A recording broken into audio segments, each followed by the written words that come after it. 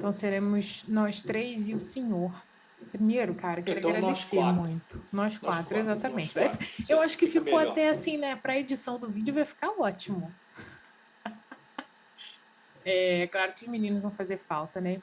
Mas eu queria agradecer essa oportunidade que a gente tem, né, de estar tendo essa conversa aqui com o senhor, que é esse ícone, né, da Pode chamar de parasitologia. você. Pode chamar de Ah, mas você, eu não me não incomoda. consigo. É mais Meus filhos não me forte do que chamam.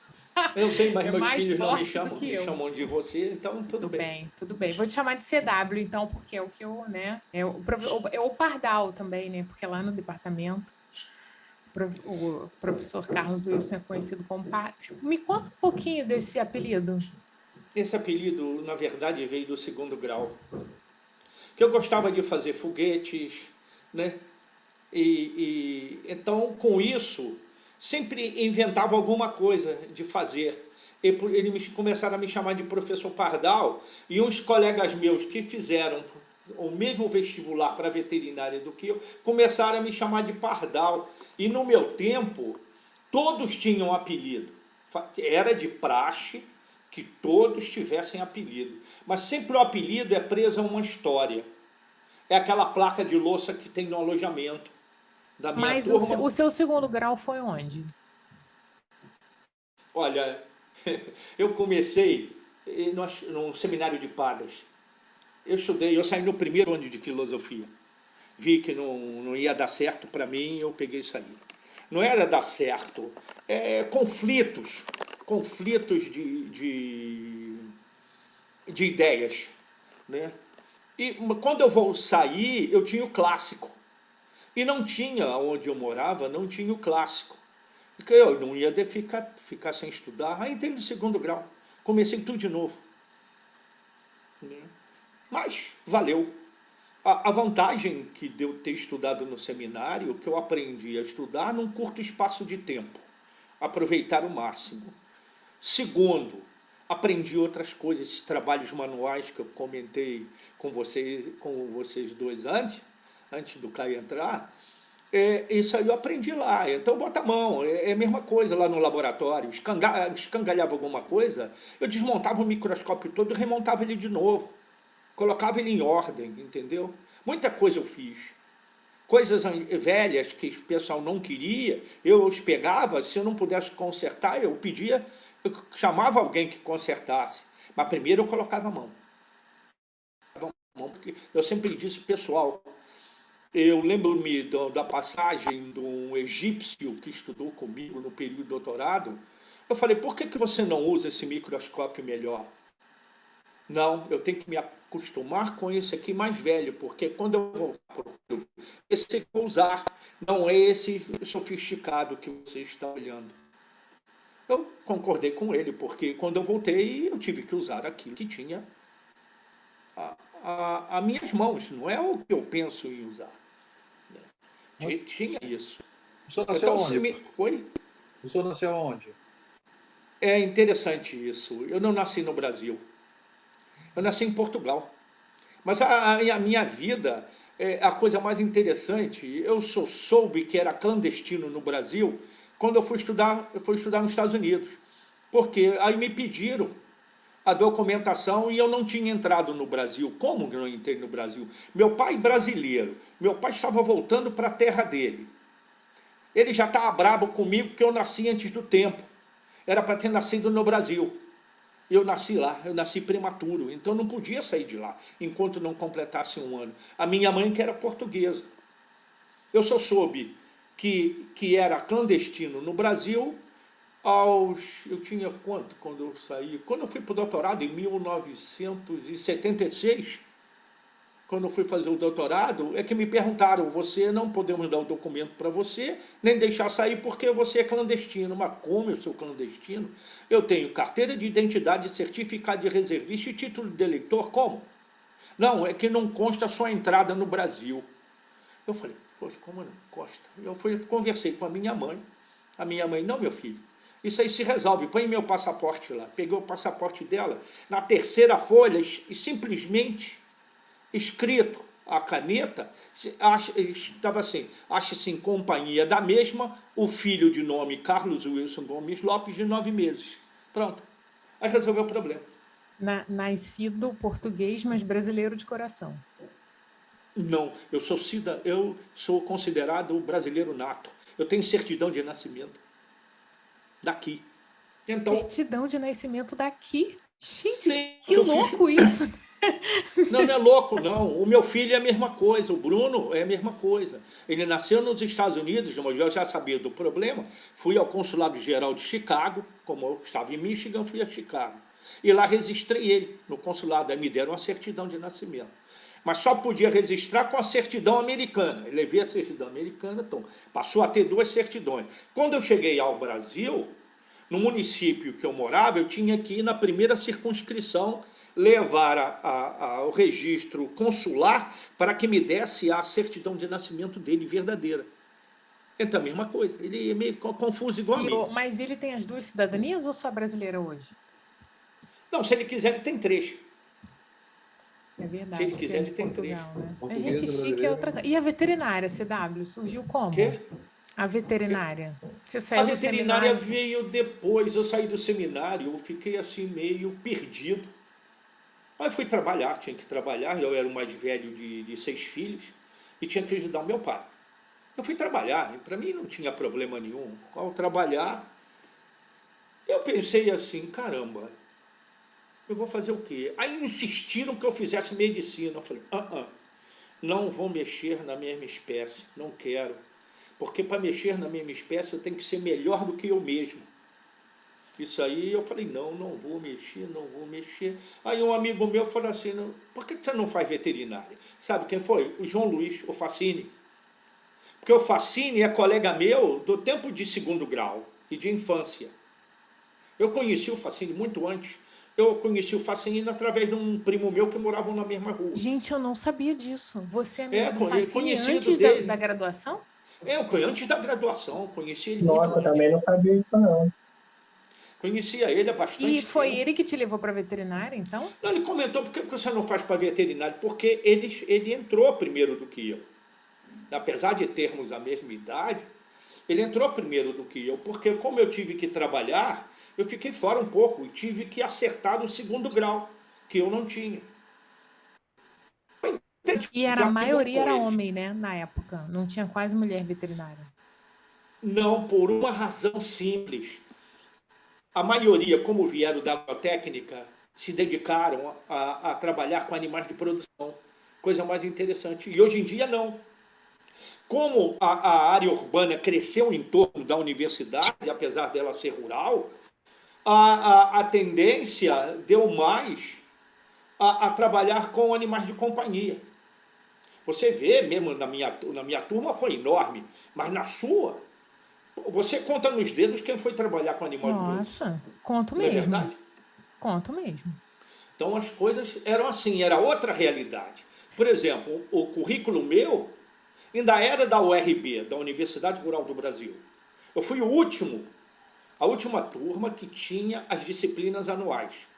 Então é o seguinte, na parasitologia começava com morcego hematófago e terminava com protozoário. Quem ia dependendo de nota para os protozoários não passava não. A gente tinha 45 dependentes. Quem foi teu Eles tinham de... professor, Hugo? Eu tive o professor Hugo Edson Barbosa de Rezende, né, que está em Ribeirão Preto, mora em Ribeirão Preto, o professor Rubens Pinto de Melo, que é entomologista. Eu tive Por aula com o incrível que Rubens também. pareça, com a idade dele toda, ainda trabalha na Fiocruz, mas na Fiocruz dá para trabalhar. Eu participei de uma aula dele da Fiocruz dissecando barata. Meu Deus do céu, o Rubens Não, mas eu maravilhoso. aprendi a dissecar Maravilhoso. barata, não tem conversa. Ele leva as baratas. Eu falei, de onde Isso que mesmo, você traz aprendi as com baratas? Ele ele. falou, eu aprendi crio com barata. ele.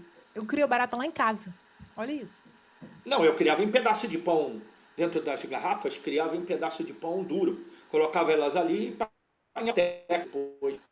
E o José Luiz de Barras Araújo, que acabou sendo professor titular, depois de aposentado aqui, acabou sendo professor titular na Universidade Federal de Goiás. Foi lá, fez prova para lá e ficou para lá mesmo. Até hoje mora em Goiás. E o professor Paulo Ide, que ficou por muito pouco tempo. Ele fez doutorado também era entomologista, fez doutorado na USP e acabou transferindo para a Universidade Federal Fluminense. Mas eu sempre mantive contato com eles, nunca foi assim de dizer, não, eu tenho sempre alguma coisa que aprender.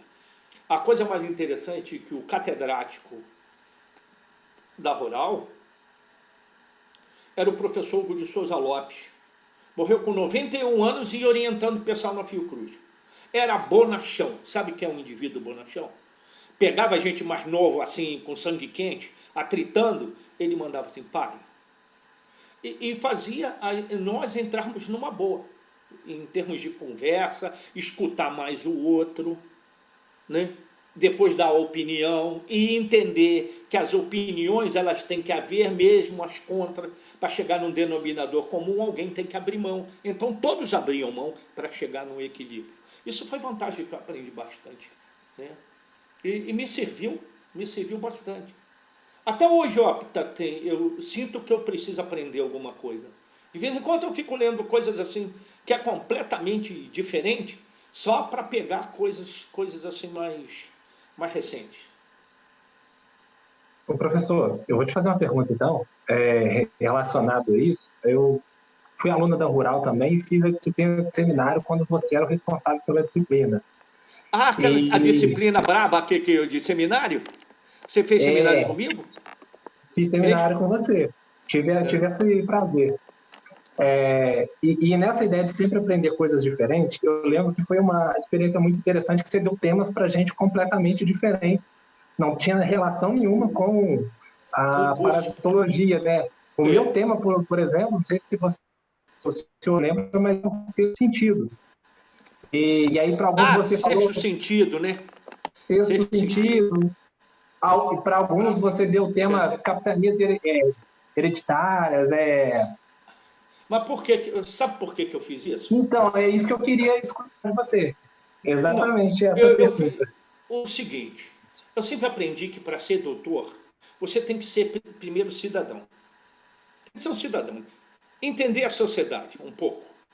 Não precisa ser político, não. Político nós todos somos um pouco. Isso daí, eu não sou político. É assim, todos nós temos um pouco de política. Eu falei assim, como cidadão, eu vou dar alguma coisa. Olha, levei 33 anos para ser o responsável pelo seminário.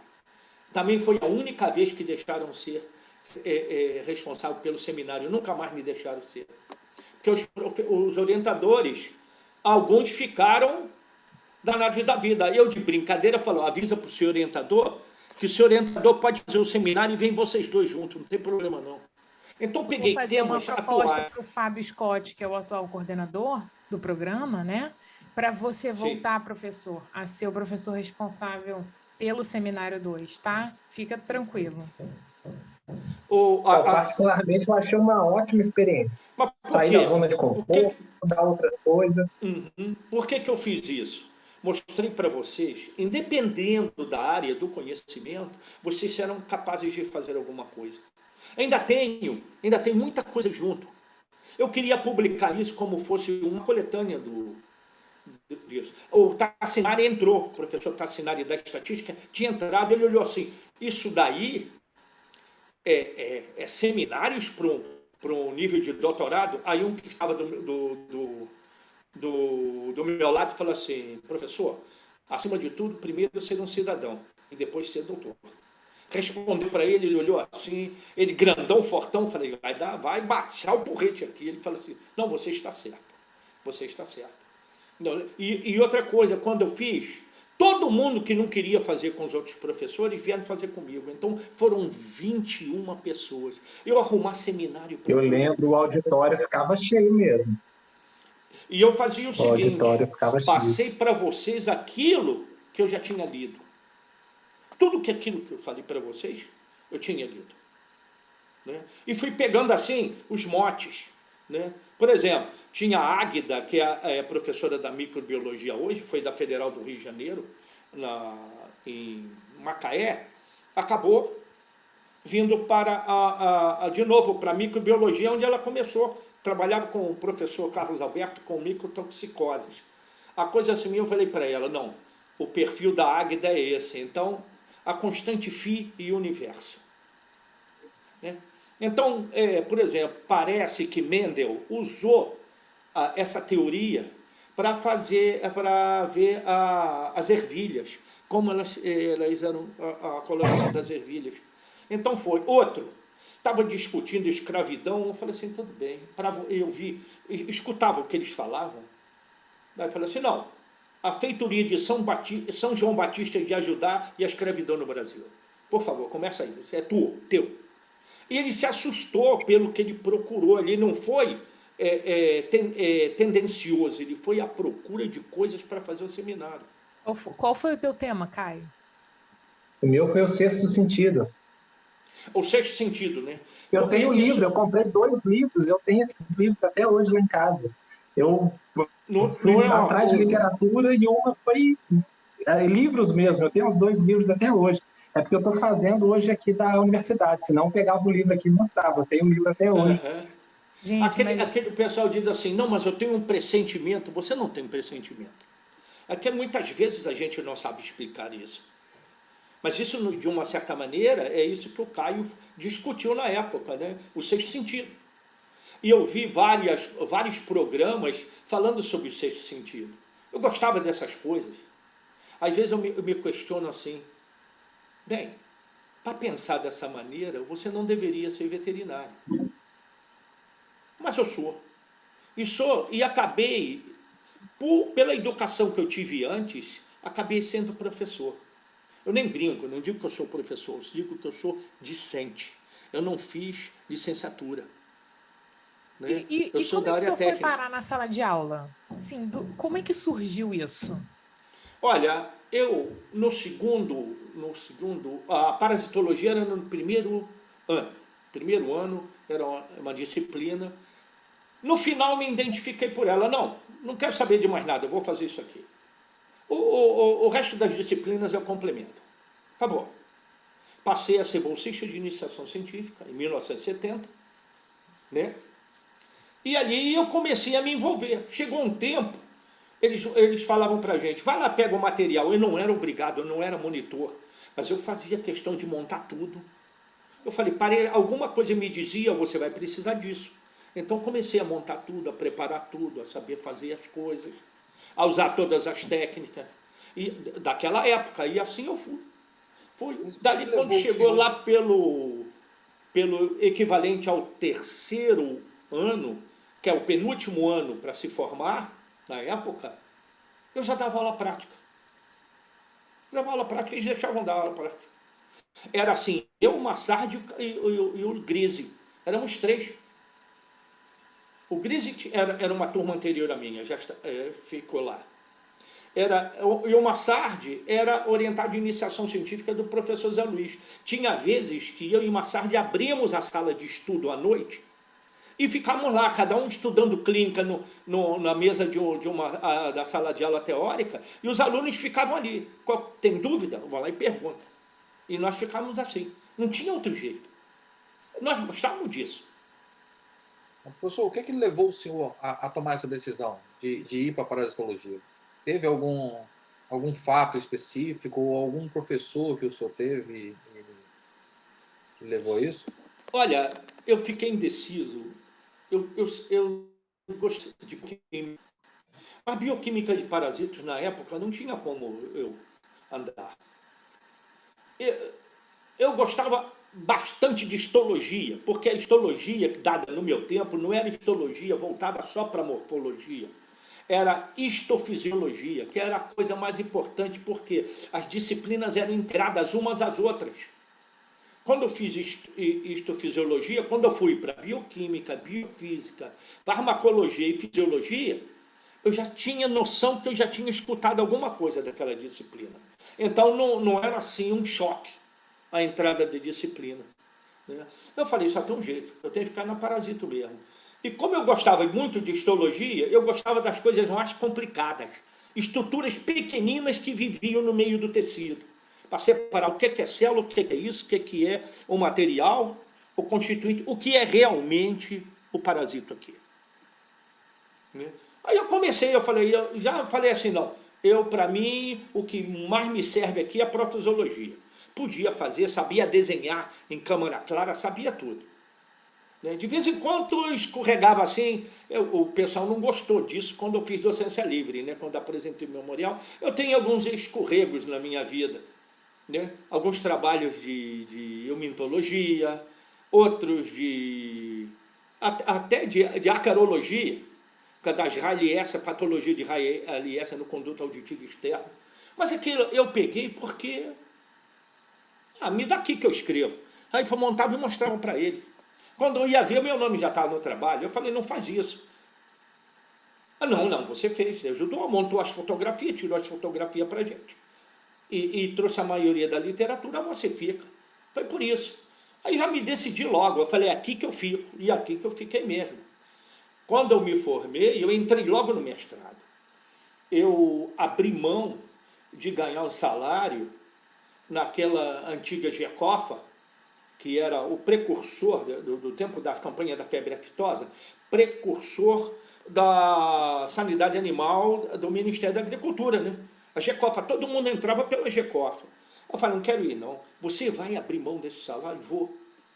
Fiquei com a bolsa de aperfeiçoamento de 720 cruzeiros na época, para fazer o mestrado, porque o mestrado não era credenciado. Eu fiquei, não tem problema. Meu pai era assim, era brasileiro, mas era personificação da cultura lusa, curto e grosso. Virar para mim assim, olha, não te preocupas, a comida que teus irmãos têm, você tem, e a comida, e a cama para dormir é do mesmo jeito. Entendeste? Sim, pai. Pronto. Acabou. Podia ficar sossegado. Era assim. E quando eu lembro muito, né, na graduação, quando você começava, na Parasito 2, quando você começava a aula de parasito, você sempre introduzia a aula com uma história, professor. Nunca começava, você me deu aula, não sei se foi de Eméria, mas você começava sempre com uma história. E toda aula era assim, particularmente, eu vou eu explicar amo o porquê parasito, disso. tá? Mas eu esperava a sua aula porque eu queria escutar a história. Me Eu explica brincava isso, com por os quê? alunos. É o seguinte, eles custavam chegar na sala de aula, porque era do outro lado da estrada, na antigo IBA, né? O antigo IBA, que era do antigo IPEAX, que passou a ser Embrapa, abriram mão, passou a ser o PSA, Projeto de Sanidade Animal da Universidade. E as salas de aula era ali, eu falei, caramba, eu olhava assim os alunos demorando. Sabe o que eu fiz? Eu fui lá, era aula de virologia, fiquei Aula encostado de na viro com parede assim, Mazur. olhando para a porta A gente do saía da Mazur. aula de viro do Mazur para ir e ele só acabava a aula naquele horário dele. Aí eu cheguei assim, encostei na parede e fiquei olhando para a porta. Não falei nada. O Mazur abriu, já estava na minha hora. Ele virou para mim, professor, o senhor deseja alguma coisa? Desejo sim. Desejo que você libere os alunos que estão na minha aula, não mais na sua. Mas o tema é muito grande. Não quero saber, meu amigo, a quem dá a mesma ideia, explica a mesma ideia em 15 minutos e outros precisam de 2 horas. Eles foram meus alunos, então não brigaram comigo. Riram até, né? Professor, o senhor não tem jeito, não. Aí eu falei assim, meninada, vem comigo. Desceram e foram conversar no pátio. Eu falei, nada disso, vão comigo. Fui a pé do Instituto de Veterinária da entrada, pelo caminho da grama ali, cortei o pórtico, atravessei por outro lado e falei assim, olha, levamos 15 minutos para chegar aqui. Vou fazer o seguinte, eu vou dar uma tolerância de 15 minutos para vocês. Mas eu vou começar a aula no tempo exato. Mas eu vou começar com cultura inútil. Vou começar a conversar de fatos da época, coisas de medicina veterinária que eu tinha escutado, e algumas coisas relevantes assim da convivência. Olhava para um, achava ele muito assim quieto, muito tímido. Eu chegava assim, botava o dedão assim no queixo, levantava assim, olha para mim. Olha para mim. Ele virou assim, estou olhando, professor. Então, fique assim e pergunte. Não tem problema não, eu não vou brigar com você. Aí começava com a cultura inútil. Foi isso que eu comentei isso que o Caio acabou de comentar, eu comentava histórias sobre o sexto sentido. Comentava com eles. Um CD que eu tenho sobre como você estar ao mesmo tempo. É possível, teoricamente, você estar em várias frações do tempo. Eu comentava com eles. E, conforme ia passando o tempo, eu ia envolvendo o assunto. Quando chegava nos 15 minutos, eu começava a aula. Não dava problema. Entendeu? Nunca tive, olha, para te dizer a verdade, nunca tive atrito com aluno nenhum e nunca consideraram as minhas provas fáceis. Sempre difícil, porque eu fazia perguntas tão fáceis, que o pessoal duvidava. Eu falei assim, meus amigos, é tudo falta de atenção. Eu conversava com eles, discutia o assunto. Eu me Com lembro dono você tempo. explicando os cortes nos tecidos. Você explicava, olha, É. o parasito tá assim. Aí você dava o exemplo de uma salsicha. Né? É. Isso eu me lembro muito. E eu me lembro de você dizendo a importância da formação em patologia para o estudo da parasitologia. E eu sempre aprendi na teoria dos fractais que no nosso universo são coisas repetitivas, só que de uma forma diferente, mas às vezes como a mesma função. Por isso que eu brinco assim, o delta de um rio, os afluentes e os efluentes, é como se fosse a corrente circulatória. Para explicar um cisto de Sarkozy, eu levava para eles a coisa mais comum. O que eu posso usar? Uma laranja. Vocês cortem uma laranja. O que vocês olham? Uma parede amarela por fora, a textura muscular. A polpa branca, a parede do cisto. Bem, e aí os septos que vocês não conseguem ver a microscopia óptica? Por quê? Porque são estruturas semelhantes à parede celular. Aí eu falei, desmonta um gomo. Aí eles mentalmente desmontavam o gomo. Eu falei, tá vendo? Isso é a célula que cresceu para formar gomos. E os grãos de sumo seria como se fossem os bradisolitas. Então é o seguinte, tem uma certa relação. Eu sempre trabalhei assim com as pessoas. Assim tornava mais fácil entender as coisas. Não sei se eu fiz bem, eu fiz mal, mas eu sempre usei essa maneira de passar informação. Eu queria que o senhor falasse um pouco mais sobre essa cultura inútil, que na verdade o que parece é uma cultura útil para a vida de um cientista, né? O que você acha dessa cultura? O que faz essa cultura inútil dentro da utilidade rotineira de um cientista? Isso facilita o pensar. A olhar um problema como um desafio e não como uma dificuldade. A cultura inútil serviu para isso. Olha, a graduação à cultura inútil foi tão importante que eles não paravam um minuto do lado de fora, eles vinham correndo. Eu falei, rapaz, não precisa vir esbaforido. Ele falou, não, professor, eu quero assistir a cultura inútil. Porque tinha uma certa relação, principalmente ensinar a pensar. Não levar assim, não, isso é difícil, não é difícil, mas não é impossível. Você tem maneiras de chegar a isso. Mesmo com o advento da biologia molecular, eu falo assim, não joga a outra parte fora, que a outra parte fora vai te dizer o que você tem que usar de biologia molecular. E a maioria parte para a biologia molecular. Aí eu brinco assim, vocês querem ser simplesmente técnicos de laboratório ou querem ser pensadores? O pensador é importante ter. Porque você mostra o norte, você não leva, não empurra. Fala assim, meu amigo, o seu caminho, a meu ver, é esse aqui. Ó, um exemplo típico que eu posso falar, ela não vai brigar comigo, a Bruna Baeta começou comigo. Quando eu vi que ela tinha uma atração por carrapato tão grande, eu falei, não é comigo que ela tem que ficar. Aí eu fui conversar com a Edivaldo. Edivaldo, tem assim, assim, assim. Ela é ótima de trabalho, mas não tem aquele atração pelas coisas que eu faço. Ela está fazendo por obrigação, não é bom isso. Então, será que você poderia aceitá-la? Pode mandá-la para cá. Aí, no ano seguinte, ele assumiu como bolsista de IC. Ó, deu no que deu. ótimo. Eu sempre olhei isso. Por que que eu fiz isso? Porque a minha dissertação de mestrado, eu não pude fazer com coccídio. Meu primeiro trabalho foi de coccídio. E era o tempo das isósporas, né? Então, com isso, quando veio o Dr. Knights da África do Sul, eu tive que passar, porque hoje chamam de micoplasmas, que eu discordo um pouco de chamar, porque todo mundo chama de candidatos, mas ninguém bota as cartas na mesa. O micoplasma, a meu ver, ele se consegue criar, né, igual um ovo estrelado, numa cultura de microbiana. Porém, os que parasitam as células, eles precisam de organismo vivo. Isso já é uma caracterização genotípica. Isso deve separá-los do micoplasma e não mantê-los dentro de micoplasma.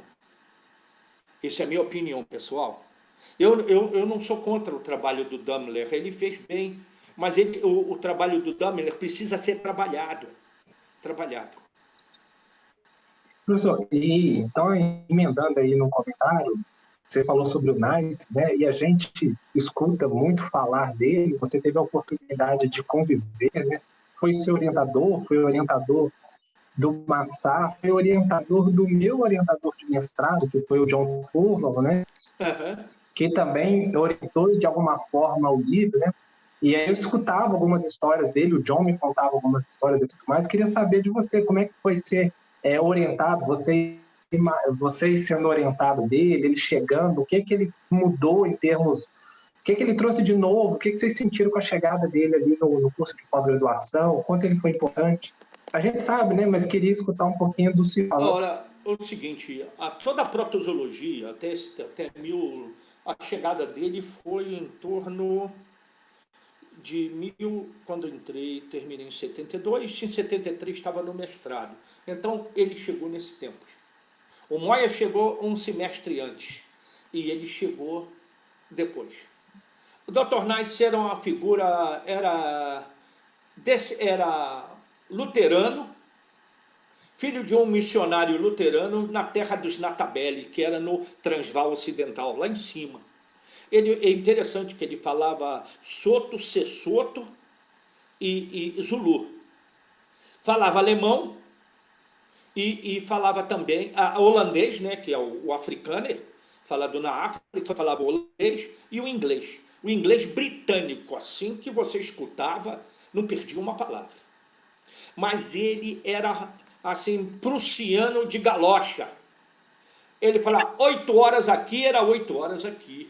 O ônibus, às vezes, atrasava no meio do caminho, num domingo. Eu falei assim, meu Deus do céu, vou chegar 5 minutos atrasado. Você sabe o que ele fazia comigo? Ficava uma semana sem falar comigo, me dava as lâminas na mão, eu automaticamente eu trabalhava com ele, já sabia o que não falava comigo. Aí na semana seguinte ele voltava a falar comigo de novo. E eu conversava muito, como conheci muita coisa de antropologia e de história antes, né, em virtude da onde eu estudei, era o único que conversava essas coisas por ele. Ele era erudito, terrível mesmo. A minha dissertação de mestrado não era para ser o que eu fiz, parasitos ainda não descritos no Brasil. Quando eu descrevi a Anaplasma ovis, o pessoal caiu de pau, né? Não pode, não é isso, aquilo. Quando eu fui ao Ceará, tinha um surto de anaplasmose em caprinos. Ela não que afeta o caprino de imediato, mas ela é secundária a um processo predisponente que é a fome, né? Os bichos ficavam muito fracos, aí a anaplasmose se espalhava nos animais. Não porque não ter carrapato, mas esquecem que muita coisa no Brasil é por transmissão mecânica, né? Eu trabalhando com os clínicos, eu vejo o seguinte, espera aí pessoal, não é isso não. Ele pode ter um desenvolvimento no artrópode, tudo bem, mas ele é capaz de ser transmitido mecanicamente. Então ele tem essas nuances, que muitas vezes a gente passa por cima. Eu não gosto de seguir muito o livro não, eu gosto de botar a pessoa para pensar.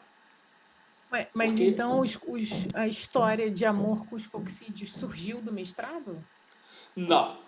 Aí eu falei assim, professor, eu quero trabalhar com coxídeo. Eu falei assim, não oriento coxídeo.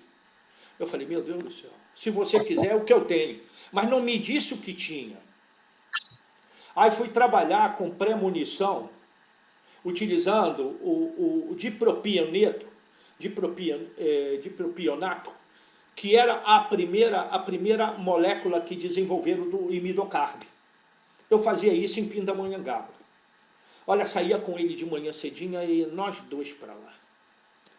Inoculava na barbela, os bichos saíam que nem um foguete, cara. Que aquilo queimava. E não poderia dar demais porque causava hemólise. Era tóxico demais e causava hemólise. Tá. E quando eu já tinha lá prontinha a tese, a dissertação prontinha, me pegaram o frasco de imidocarb. Eu tinha o princípio ativo e foram usar numa fazenda sem minha ordem e sem ordem dele. Mataram 11 bezerros. Aí o dono foi lá reclamar que morreram 11 bezerros, injetaram uma substância, não cabe aqui dizer os nomes, mas tudo bem.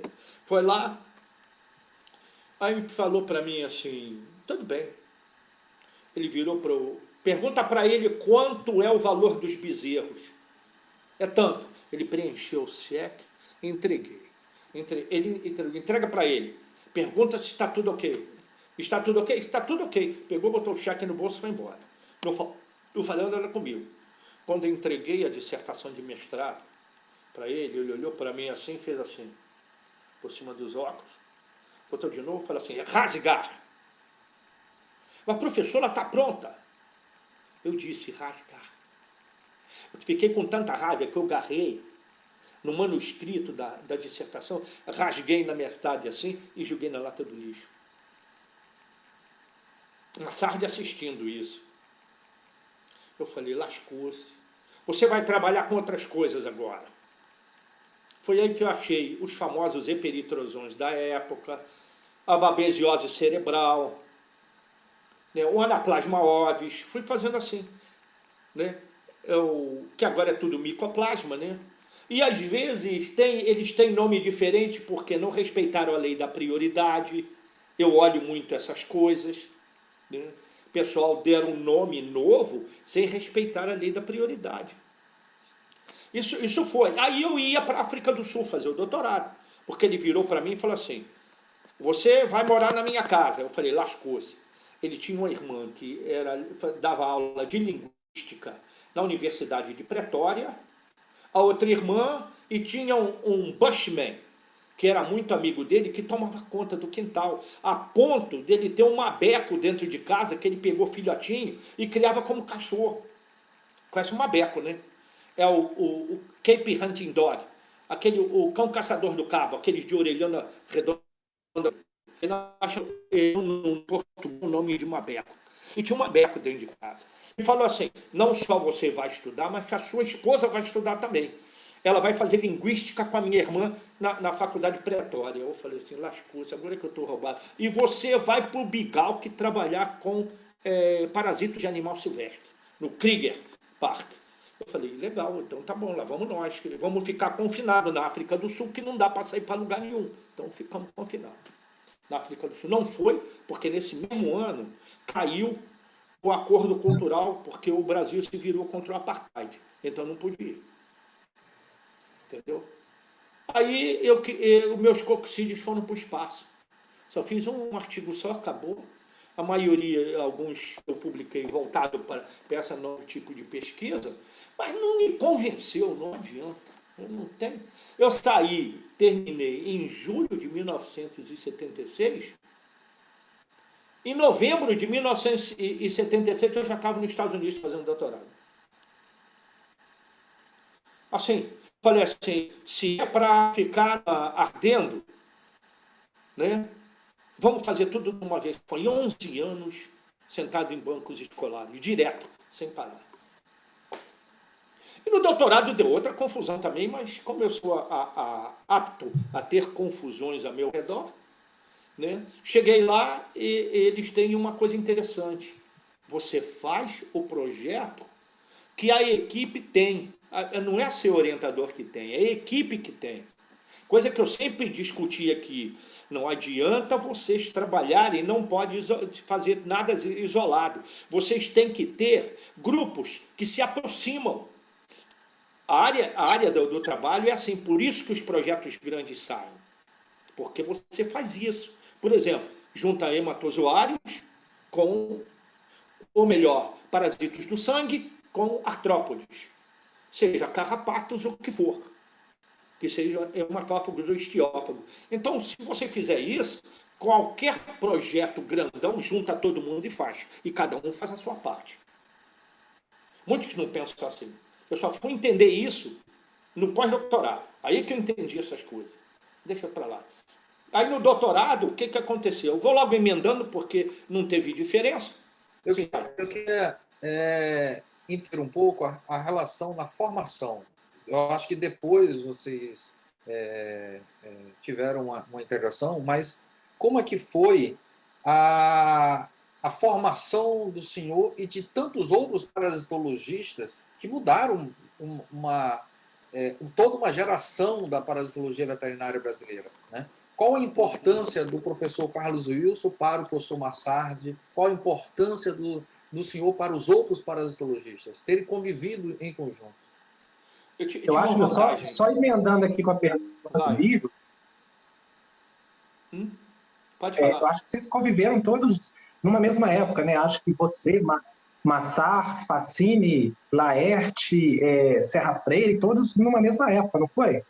Não foi. O que aconteceu? Naquela época, para montar o curso de pós-graduação, nós indiretamente fomos escolhidos a dedo, de acordo com a atividade. Laerte gostava muito de eumintologia, ficou na eumintologia. O Serra Freire gostava de carrapato, mas veio depois. Quem primeiro veio para trabalhar com... Não, foi ele, a Daisy. Não sei se você chegou a conhecer a Daisy Vilverte. Ela trabalhava com o desenvolvimento biológico de carrapatos em laboratório. E o interessante é que não publicou nada daquilo. Foi um trabalho perdido, mas um trabalho longo. Tinha nuances assim, tremendas em termos de biologia. Aí depois o Serra Freire entrou nesse espaço. E o Massardi, ele começou a trabalhar com hematozoários e ficou pro resto da vida, até hoje. Né? Eu só fui tomar uma decisão mesmo de seguir os coccídeas, foi depois que eu voltei do doutorado. Aí sim. Mas eu tinha uma vantagem nessa época. Eu conheci o Pedro Cabral Gonçalves, que era grande amintologista da Universidade Federal do Rio Grande do Sul. Eu conheci o Marco Santiago, que era amintologista da Universidade Federal de Santa Maria. Eu conheci o Uriel Franco da Rocha, que era da USP. Então, eu conheci o pessoal de Belo Horizonte, por exemplo, o Hélio Martins, não sei se, Caio, você chegou a conhecer ele, não? Vocês conheceram em Belo Horizonte? O Hélio Martins? Não. E o professor Moacir. Então, e mais, sem contar isso, o pessoal da Fiocruz. Que estava lá o Hugo de Souza Lopes, que foi catedrático nosso, mas continua trabalhando, porque naquela época não tinha dedicação exclusiva, então eles tinham 20 horas na universidade e 20 horas em outra instituição. Ou no Ministério da Agricultura, ou no Instituto Oswaldo Cruz, ou na própria Secretaria de Agricultura do Estado. Então, essas pessoas é que me ajudaram a pensar. Principalmente o William Otto Daniel Martin Knight. Esse foi a fagulha que me deu o norte. Por que ele me fez isso? Ele me deu um trabalho a fazer. Não me deu o trabalho que eu gostaria de fazer. E diz aí, tem isso aí, faz.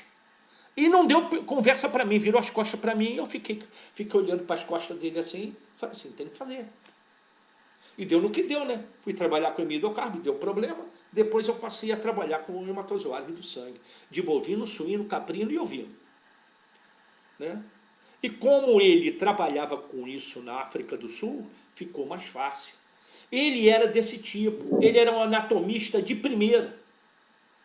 Aí quiseram criar casa com ele, puseram ele para virologia. Ele defendeu a tese de doutorado dele em língua azul, Blue Tongue.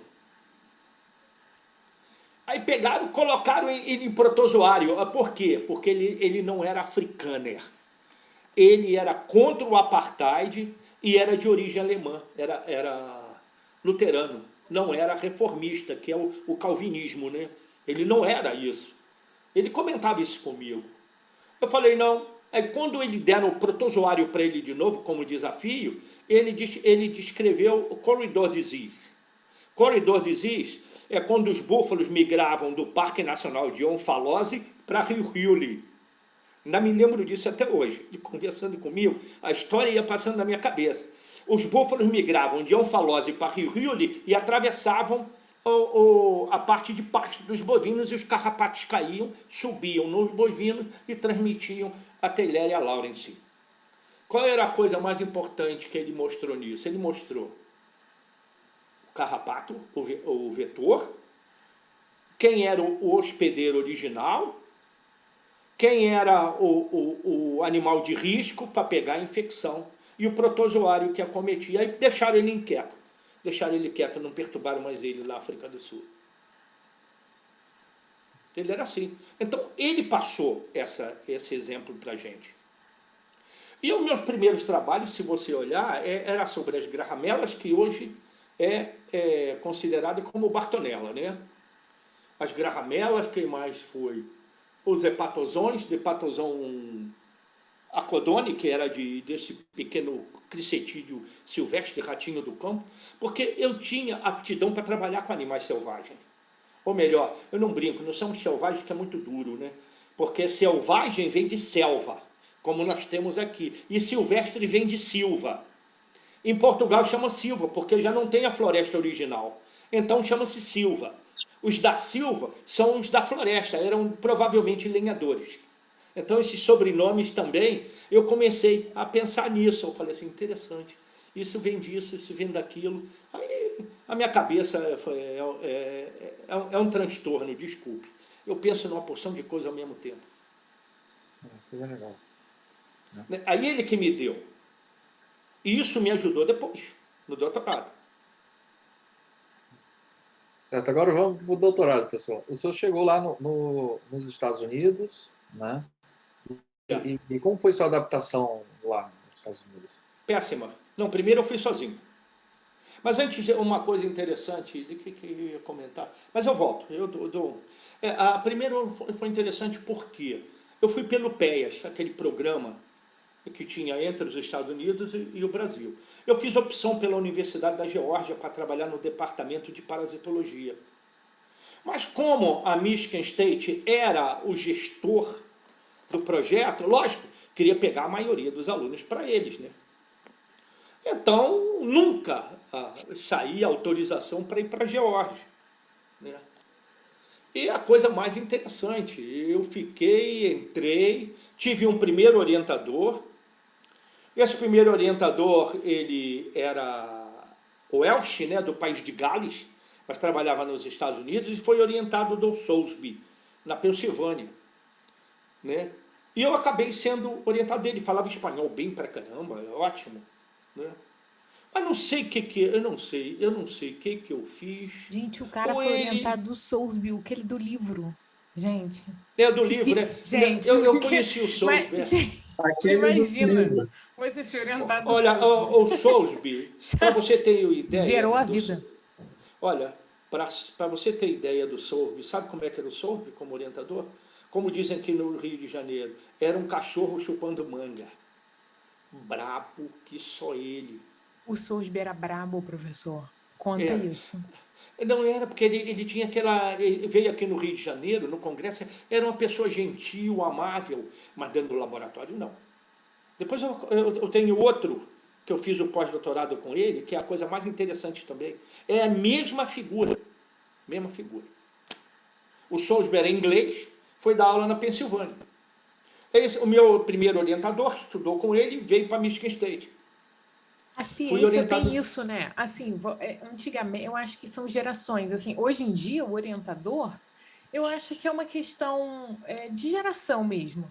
Como é que o senhor lida com isso, né? Porque você orientou um monte de gerações, né? Você deve ter Certo. tido orientados que eram mais conservadores e agora, no final, você deve ter orientado gente desse milênio, né? E aí, como é que é isso? Não, eu soube levá-los. Eu nunca disse para eles, faça isso que eu estou mandando. Eu só entrava assim e olhava assim, isso não vai dar certo. Virava as costas e saía. Aí botava lá, não acertava lá, depois, professor, por que não está dando certo? Eu insisti, fiz, eu falei, corta o rabo. Corta o rabo. Aí eu fui-me embora, eu estava na hora de sair, eu falei, corta o rabo, depois a gente conversa, corta o rabo. Ele foi perguntar ao Munhoz e ao George, que vieram comigo desde a iniciação científica. Não entende? Ele mandou você mudar de caminho, cortar o rabo, o cachorro não fica correndo atrás do rabo. Se você tirar o rabo, ele perde a referência, ele tem que procurar outra. É por isso que eu falava essas coisas no laboratório. O Francisco, que dá aula na UENF, dizia, parece um dialeto dentro do laboratório. Eu conversava com eles dessa maneira. E toda sexta-feira, no finalzinho do dia, e tinha reunião lá no Baratão. Baratão não era porque é barata, tinha um móvel encostado no vidro, que virada para o restaurante, tinha cada barata cascuda, enorme. Eu falei, não vou falar para o pessoal, deixa as baratinhas aí. Eu falei, a barata é um ser vivo, como outro qualquer, deixa eles viverem. A baratona, e o pessoal encostava assim no vidro, e as baratas andando no vidro nas costas dele. Eu falei, não tem problema. Eu chamava de baratão. Aí o dono mais veio me pediu, não, por favor, não chama de baratão. O pessoal pensa que as coisas aqui são baratas. Não, é das baratas que você tem atrás do móvel. Mas eu não dizia qual era a estante dele guardar as coisas do restaurante. Por isso que eu levava, nesse dia, eu juntava todos em volta da mesa, eu não ia de carro para rural, sentava. Ali, quem bebia cerveja, quem bebia água mineral, bebia, nada disso. Tinha de iniciação científica ou de pós-doutorado sentado na mesa. E a gente começava a conversar. E o garçom já sabia, e entregava uma toalha de papel. Não botava toalha de pano, botava toalha de papel. Sabe por quê? Eu falei, qual é a tua dificuldade? Eu falei, o que é que você pensa?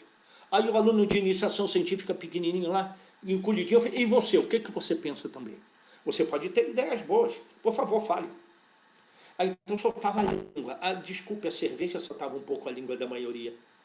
Então, com isso, eu falei, não, a tendência é dar um gráfico desse jeito. Aí eu fazia o seguinte, eu riscava os gráficos no papel. Aí iam virar para mim, esse papel é meu. Aí rasgava a toalha assim, tirava aquele pedaço e guardava para ele.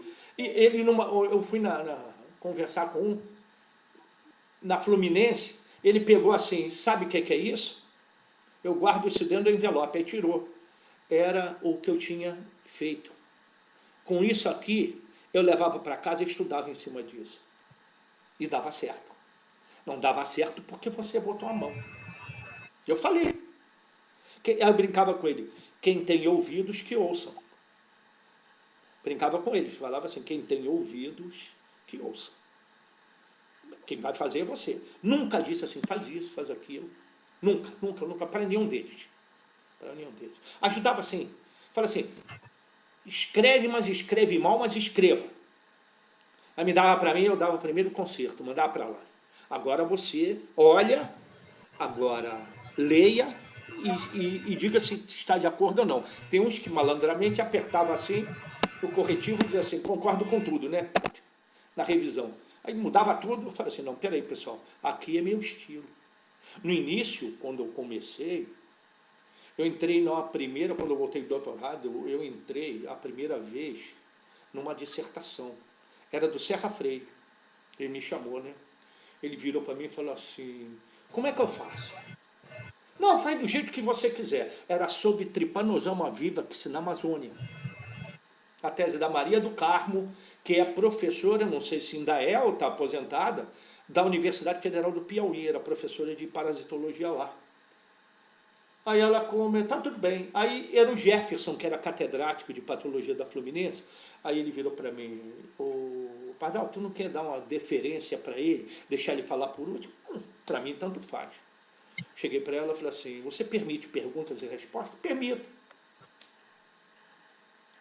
Agora você me compara a Amazônia com Sahel, sobre o Trypanosoma vivax. Amazônia e o Sahel. Sahel é as estepes que junta as savanas africanas com o deserto propriamente dito. E lá tinha um gado chamado branco nadama e branco fulani, porque os nadamas e os fulanis são as etnias que criavam aqueles boizinhos pequenininhos, semelhante ao curraleiro que existe no Piauí. Ainda tem alguém que cria os curraleiros. Eram pequenininhos e eles só pegavam Trypanosoma vivax quando a fome era muito intensa. Mas por que eu passei a entender isso? Foi o doutorado que me deu isso. Por incrível que pareça, o meu orientador no doutorado virou assim, Carlos, acabou o dinheiro para fazer qualquer coisa de parasitologia. Eu falei, como, professor? E agora, como é que eu fico? Não, agora só tem nutrição. E se eu não quiser fazer? É muito simples. Pega as tuas coisas e volta para o Brasil. Eu falei, eu voltar para o Brasil? Nada disso. Me dá aí que eu falo. Então, se você vai trabalhar com deficiência de zinco e alterações na pele. Olha, quando eu olhava os primeiros cortes, dava vontade de chorar. Eu falei, não é assim que eu vou fazer, não. Existe uma coisa importante aqui chamada biblioteca. Sabe onde eu fui estudar? Dermatologia humana, para poder entender aquilo tudo. Por incrível que pareça, tem analogia de uma coisa com outra. Foi aí que eu comecei a andar e a entender o seguinte, as coisas que são nutricionais são fatores que predispõem à infecção. Aí é que eu gostei mais de patologia, né, pessoal? Eu tenho uma memória fotográfica muito grande, eu me lembro das coisas todas que eu vi lá. Quando tinha coisa de parasito, coisa de fungo, eles me chamavam para dar uma olhada. Mas só fizeram isso depois que eu fiz a qualificação. Antes eu era estudante como outro qualquer. Depois que eu fiz a qualificação, aí eu passei a ser PhD candidate. Aí pronto, eles já me chamavam, conversavam comigo, outras coisas diferentes. Foi aí que me ajudou quando eu voltei para o Brasil. E eu orientei muita gente que não tinha o doutorado naquela época.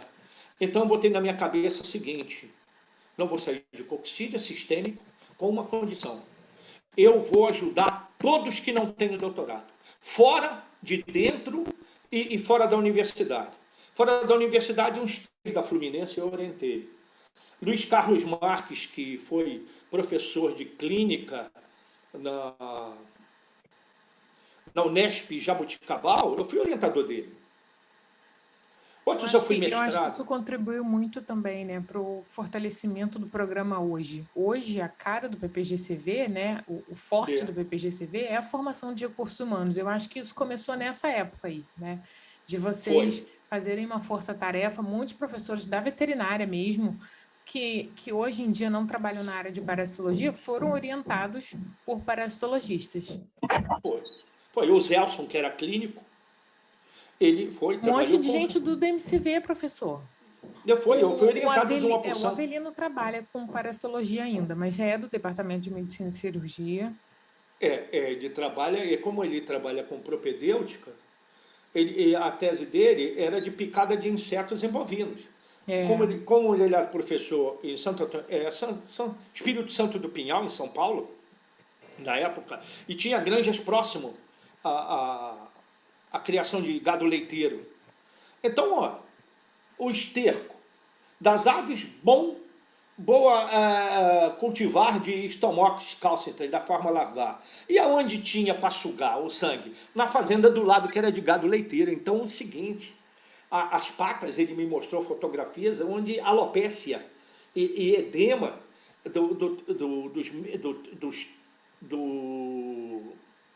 das patas, próximo ao jarrete, tudo inflamado, tudo das picadas de inseto, completamente alérgico. O Avelino gosta de trabalhar com isso. Os animais sofrem muito. E eu ajudei essas pessoas. Eu tinha obrigação de fazer isso. E os novos que conseguiram, que me deram assim mais soma, foram os que foram assim alunos de iniciação científica meu. E outros não foram, mas vieram fazer, por exemplo, o último, que foi o que mais produziu, no meu entender, ele veio fazer um estágio curricular comigo e ficou comigo para toda a vida. E acabou trabalhando com coccidiose de pássaros, do Bruno Pereira Berto. O Bruno. Bruno Pereira Berto. E outra Professor, coisa... o senhor tem mais de 400 artigos publicados, né?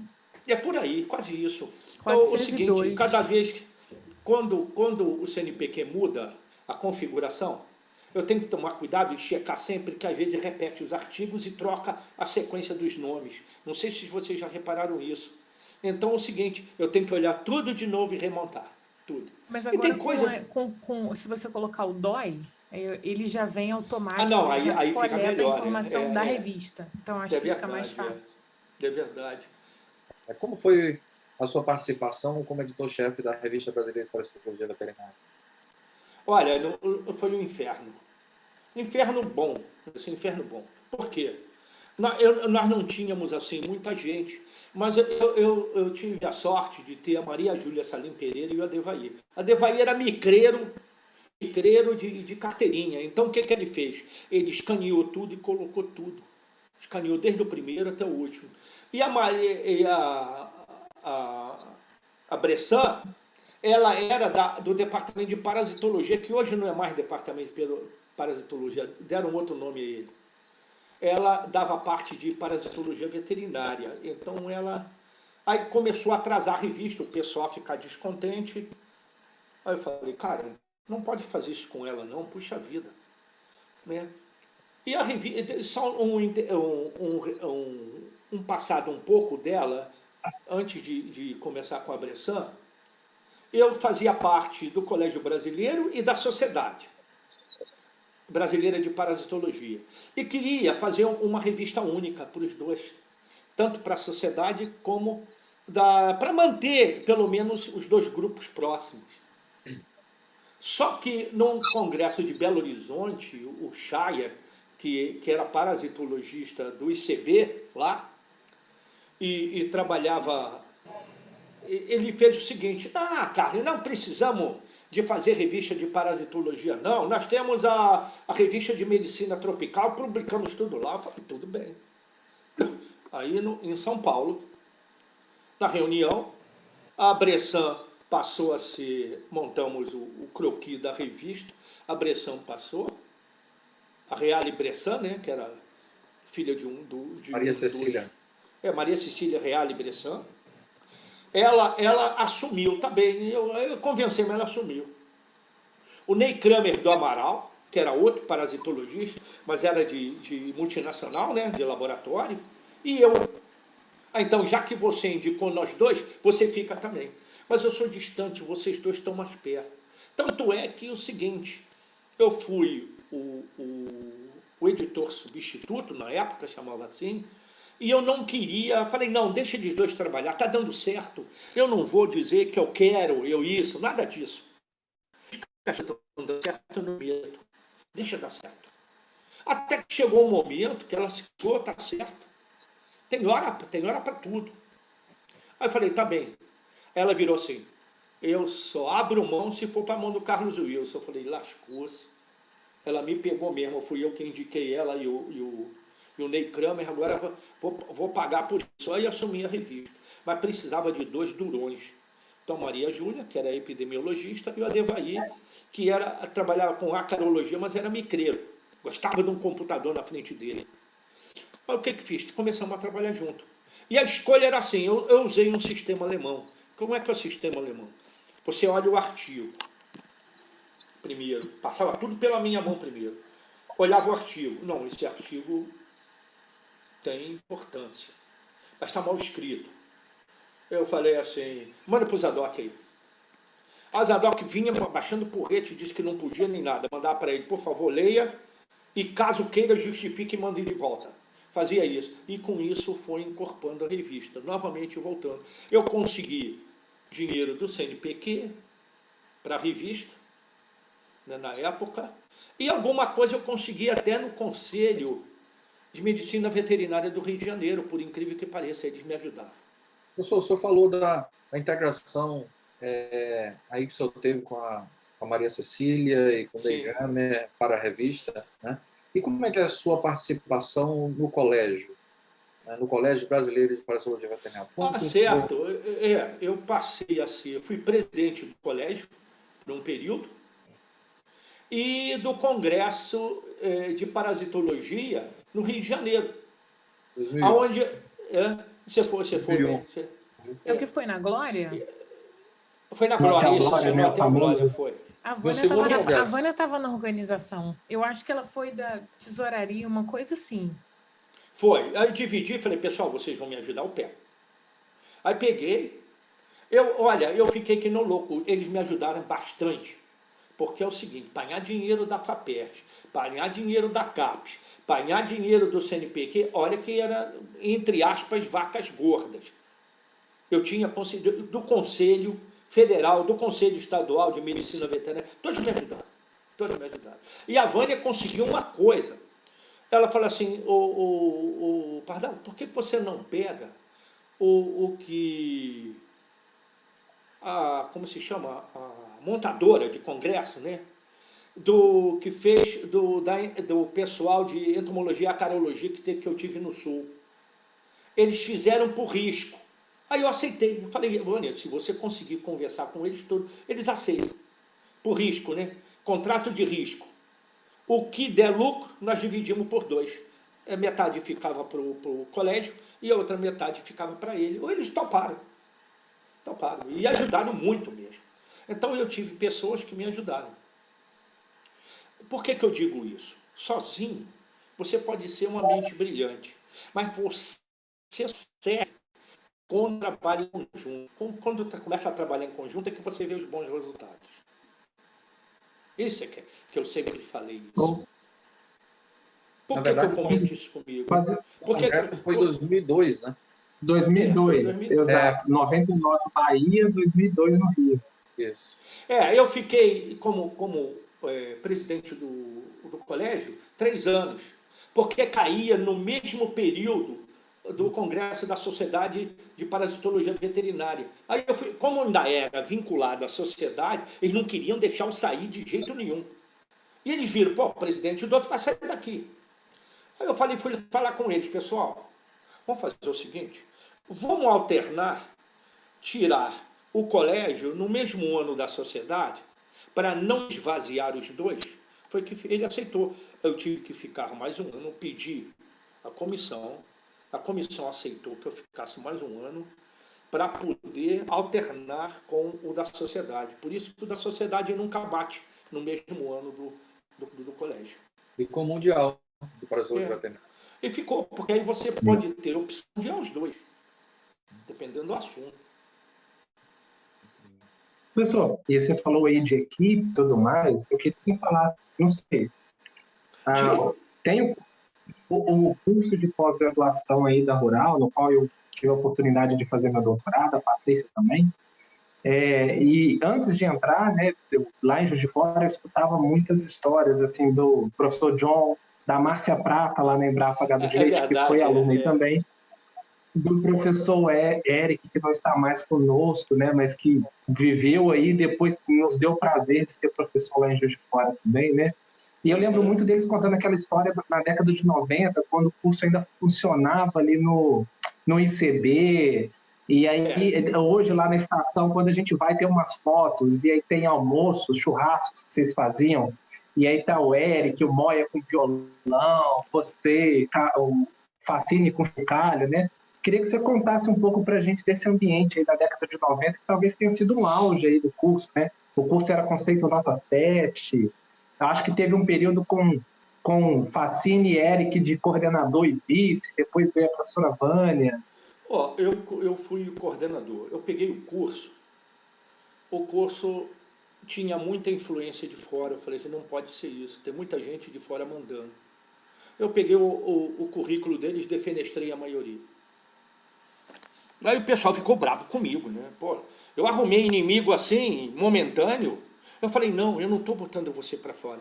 Eu só naquela época podia fazer isso. Eu só estou tirando para você aquecer o currículo e você voltar. Entendeu? Eu fiz isso, dei oportunidade a eles. Né? E aí aconteceu, eu fiquei coordenador, depois quem me substituiu foi o Facine. Mas por que eu saí logo de imediato? Porque o departamento de parasitologia animal foi criado. E aí é o seguinte, o Hugo Rezende não queria dar gratificação que não podia. Aí ele virou assim, só se o coordenador aceitar ser o chefe. Eu botei assim a mão na cabeça, vai sobrar para mim. Eu aceitei ser o chefe do departamento. Então era coordenador do curso de pós-graduação e chefe de departamento. Entendeu? O que eu fazia, né? Como o Nicolau ficou responsável pela estação, a gente sempre conversava, cada um trazia uma coisa. A Dalva, a minha esposa, ela levava canjica, o pessoal gostava de canjica, fazia um panelão de canjica e levava. O churrasco tinha, fazia cota, cada um levava uma coisa para comer, tinha lá, colocava lá. Né? O Moia tocava violão. Né? É interessante que ele comentava as coisas assim, não, eu ganhei uma bolsa do ICA para estudar em Wisconsin. Só que não dava o dinheiro, mas como eu sabia muitas músicas tocadas na guitarra, de músicas de origem mexicana, isso, são consagradas nos Estados Unidos, né? Então ele tocava, falava assim, para comer arroz com pescoço de frango, eu tive que tocar nas boates de noite. Foi uma vida braba, né? Foi uma vida braba. Moia era assim. De vez em quando... O senhor é artista, o senhor foi artista também, é? Tocava real. Não, eu batia triângulo, eu batia o triângulo. Moia. O Moia que tocava violão. O Moia. E o Facine tocava o chocalho. E aí cada um tocava uma coisa. Para dentro, a gente fazia isso. Depois de uma cerveja na cabeça e tocava qualquer instrumento, então ia embora. Mas foi isso juntava o pessoal. Né? Isso juntava, isso tinha uma vantagem. Caio, agregava tá as pessoas. A gente tem que fazer uma banda, Caio. Caio toca guitarra, isso junto, tá vendo? Aí, ó, o Carlos já tá. Mas não é só isso. E eles tinham o seguinte, tinha as histórias. Eu conheço as histórias da maioria, tem horas que eu... boquinha fechada. Né? Mas eles tinham uma vantagem. Eu dei uma disciplina, chamava Anatomia Patológica e Histopatologia das Doenças Parasitárias. Eu tinha 12 caixas de lâminas, com 50 lâminas, cada lâmina era um caso de parasitologia. Ou algum caso nutricional que confundisse com parasitologia. Um exemplo. Cistos de sarcocistes em preá com deficiência de vitamina C. A vitamina C causa aquela hemorragia enorme, né? Você vê, abre assim a gengiva eu chamo porquinho da Índia, que eu não gosto de chamar de cobaia. Cobaia é o de laboratório. Porquinho da Índia, ele tem história. Tanto é que na tese do Gilberto eu fiz ele explicar por que porquinho da Índia. Né? Ele colocou lá, fez a história do porquinho da Índia. Como o Gedeão fez a história dos búfalos, por que os búfalos eram importantes. Por que eles foram domesticados? Não foram à toa.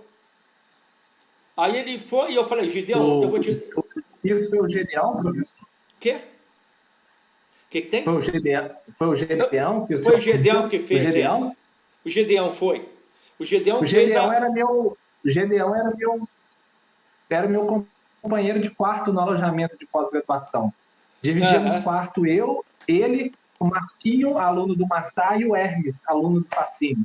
Tempo bom. Tempo bom, sim. Mas isso assim, eu fazia eles falarem a importância do animal. Primeiro do animal vertebrado. E depois chega aos parasitas. Primeiro. Foi quando eu comecei a diversificar um pouco, porque eu entendi o seguinte, eu estou na universidade e muitos precisam de mim, eu tenho que ajudar. É por isso que eu diversifiquei trabalhando com coccidídeo. Por isso que eu não fiz isso à toa. Eu fiz porque tinha as pessoas em potencial para fazer. Entendeu? E aí foi, por exemplo, do Gedeão brinquei com ele. eu faço de Mohenjo-Daro. Procura ela no Google e procura Mohenjo-Daro. Mohenjo-Daro, na língua do local, que é na beira do rio Indo, né, que é atual Paquistão, bem lá em cima, era Monte da Morte. Mohenjo-Daro. Então procura lá, que lá começam os búfalos. Aí ele foi lá, procurou, botou porquinho da Índia. Por que porquinho? É Cerdito de las Índias. Porque o porquinho da Índia é originário, é Inca. É Inca. Não é daqui, ele não é exótico no Brasil. Aqui nós temos os preás. Lá não, aqui é outra espécie. Lá não, lá é o porquinho da Índia, o cava. E ele recebeu esse nome por causa de Pizarro. Porque você já viu quando pega na mão? Ele faz igual um leitãozinho ganindo. Então, os incas chamavam de cuy. Cuy, cuy, cuy, cuy, cuy, cuy. Chamavam de cuy. Pizarro viu assim, não. Como ele pensava que estava na Índia, seguindo a teoria de Colombo, ele achou que os incas eram da Índia. Então, fala dito assim, traduzido para o português, porquinho da Índia. Que não é da Índia, né? É do altiplano. E Guinea Pig, porque o Império Britânico tinha uma moeda de um guineu. Eles criavam eles no navio, que comia os restos de tudo. E quando chegavam, como eles eram exóticos e bonitinhos, vendiam por um guineu em Londres. Então, o Guinea Pig. O Guinea Pig é um porquinho de um guineu que eles vendiam. Por isso tem essas coisas. Eu falei, escreve isso que eu quero. Por isso que os seminários que eu dei gerava isso daí. O Gedeão fez os seminários, outros também fizeram. Então eles tinham, eu falei assim, as coisas suas não podem ser fechadas. As teses e as dissertações, elas nunca fecham. Elas têm sempre uma brecha para que outros possam fazer. Então, por favor, faça isso. Quanto mais perguntas, né, melhor. Esse é o meu entendimento também. Quando você finaliza um trabalho em que você responde algumas coisas, mas surgem muitas outras perguntas, eu entendo que é um trabalho de qualidade. E uma visão multidisciplinar, né? Também da... Aquela visão holística que a gente quer, que a CAPES quer também. Professor, eu queria que você me dissesse duas coisas, assim. Uma coisa que você hoje faria novamente. Não, isso com certeza, se eu tivesse que escolher, eu faria novamente. E uma coisa que você mudaria ao longo da sua história dentro da parasitologia veterinária. Olha, eu vou te dizer que eu faria a mesma coisa que eu fiz. Não me arrependo, não. Eu gosto do que eu faço. Eu abri mão de coisas que eu podia estar riquíssimo. Não me interessa, eu não quero. Eu só quero a minha casa para morar. O que eu dei para os meus filhos, eu dei educação. Para eles estudarem faculdade, um fez doutorado, o outro não quis, fez especialização porque acha que ia ser profissional e que o doutorado não ia interagir muito com ela. Ele preferiu trabalhar com o lato sensu, né, que é coisas de novidade imediata. Então isso eu fiz. Outras coisas, eu sempre debati o seguinte, isso eu vi quando eu fui para o laboratório do Dube no USDA. O Dube não ficava responsável pelo pessoal do laboratório. Os técnicos, todos eles tinham pós-graduação. Foi por isso que eu voltei para o Brasil e insisti para treinar pessoas de nível técnico para ter o doutorado, para tomar conta dos laboratórios comuns. Só que, vou te dizer, o pessoal não me entendeu isso. Eu não queria, eu tenho equipamento, eu lamento. Eu desmontei um laboratório que eu montei durante 40 anos. Tudo! Eu peguei e dei para vários professores, eu dei as coisas. Se vão fazer bom uso disso, eu não sei. Eu desmontei o laboratório de coxídeo e coccidiose, não tem mais. Saio, quer dizer, ele começou comigo, lamento, terminou comigo. Eu ofereci, ninguém quis. Eu sei por quê. A despesa é muito grande. Eu tinha a bolsa do CNPq, eu apanhava projetos na FAPERJ, eu era cientista do nosso estado, ao lado disso. Eu sempre tinha algum dinheiro para manutenção de tudo. Então o laboratório que eu tinha lugar para todo mundo sentar, que eu chamava de coxinho. Cada um tinha um coxinho, onde ligava-se um notebook. Quem não tinha notebook tinha um computador, uma CPU na sala para ele usar, onde tinha modelos estatísticos para usar para tudo. Fazia o seu arquivo e deixava lá. Eu vejo assim, que a pós-graduação caminha, eu tomo por base isso, que eu fui coordenador da medicina veterinária na CAPES eu fui coordenador no final, mas eu fiquei lá durante 7 anos e fui coordenador também da área de veterinária, zootecnia e aquacultura no CNPq. Então me deu uma visão muito grande. Eu não gosto de pós-graduações fechadas como elas são. Têm que ser mais flexíveis, a razão dos alunos que recebem.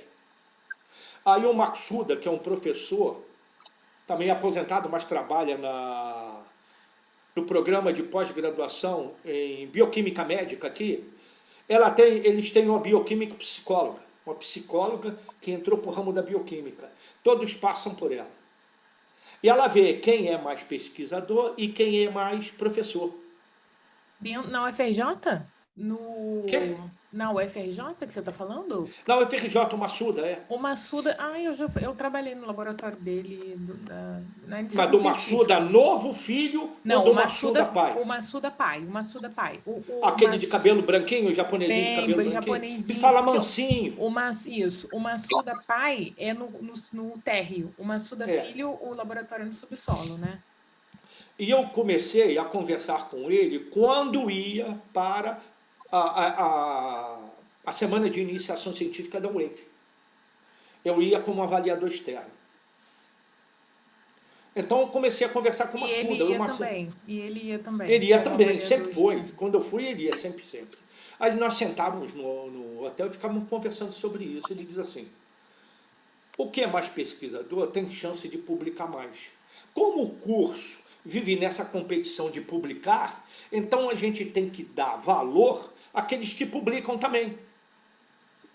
Aí eu passei a ver umas teses europeias, que na verdade as teses são de sequência de artigos publicados, assim como acontece com a Fiocruz. A Fiocruz faz isso. Eles não são fechados, mas nós somos. Eu chamo um conservadorismo de necessário, que é prejudicial. A USP também faz isso, professor. A USP também faz isso. Eu acho que a gente tem uma visão. Na verdade, o regimento da universidade, da pós-graduação da Rural, ele está em revisão. Estou falando isso porque eu sou da comissão, né, que está revisando esse regimento. Isso é uma das coisas que está sendo discutidas, né? Porque a CAPES está exigindo uma coisa da gente e a gente talvez ainda esteja com uma mentalidade, né, que está indo de encontro com isso. Então, eu acho que a gente precisa, sim. Eu te dou uma resposta sobre isso. Um professor começou a questionar uma porção de coisas, eu virei assim para ele. Você fez graduação na Rural, não foi? Foi. Mestrado, possivelmente também, né? Foi. O doutorado, por sua vez, também, né? E é professor da Rural, E dá aula na pós-graduação, então você dá uma aula de graduação na pós-graduação. Isso você não deve fazer. Ele olhou para mim assim de cara amarrada, mas como foi meu aluno na graduação, ficou quieto. Saiu, tudo bem. O que eu vejo é isso. O pessoal tem costume de fazer resoluções e deliberações muito engessadas. Não pode. Se não pode para mim, não pode para você. Não é assim. E, tanto podia que quando eu fui coordenador do curso, eu criei 2 disciplinas. Uma para o mestrado e para o doutorado. Pesquisa, primeiro para a zoologia veterinária, curso. Primeiro, quando eu peguei. Qual é a finalidade dela? Valia metade dos créditos para o doutorado e metade dos créditos do mestrado. A exigência para os 2. Mas qual era a vantagem disso? Era mole fazer isso? Não. Porque cada 2 créditos é um trabalho publicado. Entendeu? Você ganhava 2 créditos, mas com trabalho publicado. Se não tivesse o trabalho publicado, não ganhava. O que acontecia isso? Aqueles que eram mais aptos a trabalhar em pesquisa rendiam melhor. E dessa maneira ajudava aqueles que eram mais aptos à lecionação, a serem professores no futuro. Aí desmontaram isso, não sei por que desmontaram. Também não, eu nunca perguntei, não. Eu sempre tive a minha ideia do que é pós-graduação. Quando eu estive nos Estados Unidos, eu fiz questão de conhecer a pós-graduação americana, como ela é. Mesmo aqueles que não concordaram e não concordam comigo, eu quero dizer para eles que muito obrigado. Por uma razão, eles me fizeram pensar. E eu não posso tirar a ideia deles de ser contrário ao que eu penso, porque a empatia é a primeira coisa que existe. Você não aproxima de uma pessoa por aproximar. Pelo menos, eu penso assim. Tem um provérbio que diz que se você quer ir rápido, você vai sozinho. Se você quer ir longe, você vai junto. Né? Eu sei, é verdade. É o que você... Quem pensou dessa maneira foi aquele famoso do basquetebol, uma coisa semelhante assim, Michael Jordan. Ele falava isso. Jogar basquete eu sei, é mais ou menos isso. Jogar basquete, tudo bem, sou famoso. Mas só conseguimos ganhar e ser importante quando eu trabalhei com equipe. Todos eram considerados importantes. Então você não pode dizer, você não é nada. Não, você não pode falar isso. Todos são importantes. Todos. Eu sempre pensei assim. Às vezes, como você vê, eu fico irritado com as coisas, mas depois eu vou ficando quieto, vou pensando, falei assim, não, você não pode mexer no pensamento dos outros. Eles é que tem que ver, e não você. Eu, pelo menos, me perdoe, falando assim, se eu falei alguma coisa que extrapolou o meu limite, mas eu fiz questão de ser o mais sincero possível. Poderíamos ficar aqui conversando, histórias e mais coisas hilárias, Professor, né? foi Mas ótimo. não Você cabe não a tem isso. Não cabe ideia. a isso. Eu tô aqui, minha cabeça está borbulhando, porque eu estou pensando no teaser, que é aquela chamada, né? Que a gente pega as falas e vai ficar, antes de publicar, óbvio, eu vou mandar para o senhor, mas vai ficar muito bom, vai ficar muito bacana. Olívio, satisfação em te conhecer, assim, mais próximo, apesar que tem uma tela na frente, né, e distância de espaço, mas eu só digo para você, faça as coisas do jeito que aí precisa. Eu falei isso no Amapá. Porque lá no Sul eu falei assim, meus amigos, olha para essa maravilha que vocês têm na mão. Né? Eu falei para eles assim, olha para essa maravilha que vocês têm na mão. Não precisam olhar lá para baixo para ver o que fazer lá embaixo. Aplica tudo isso aqui. Eu achei o livro assim, tão quieto hoje, o livro não falou nada do Maranhão. Eu falei, mas por que ele não falou nada do Maranhão hoje? Eu queria falar, né? Mas você não deixa. Da última vez você brigou comigo, então. Não, mas eu Fala, Lívio, fala, Lívio. Né, com a chefa, né? Olívio, deixa eu me perguntando para você. Você se formou no Maranhão mesmo? Eu formei veterinária aqui no Maranhão, aí fiz mestrado e doutorado na UFMG, no ICB, com o Múcio e com a Lívia. Eu gostei com o Múcio, né? Isso. Múcio é daquele jeitão dele e continua sendo. Aquele não muda, não. Aquele é assim mesmo. O senhor assim, nessa defesa do César, professor, não é puxando o seu saco, mas quando o senhor começou a arguir ele, né? E, na verdade, em toda a sua arguição, eu falei assim, é esse perfil de pesquisador que eu quero ser. Quando o senhor fechou a tese, começou fechando a tese dele, né? Olha, vamos deixar a sua tese aqui de lado e vamos começar a falar de comportamento de gato, né?